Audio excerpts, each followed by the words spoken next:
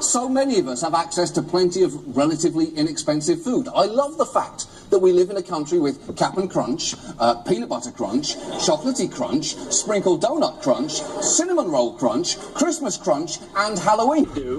Doesn't mean that I can't care about them or I can't love them. Wow. A gay wedding just got applause at a Republican debate.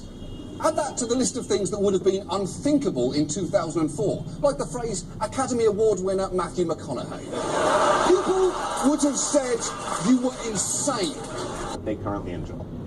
Exactly. Barring an indictment, the only people with the power to get rid of Sepp Blatter are FIFA's sponsors, these companies, and I would like to make a plea to them tonight. A certain amount of money every week, and you break it down to a certain amount of money in every hour of call time. This whole call center sounds like a shitty telemarketing operation.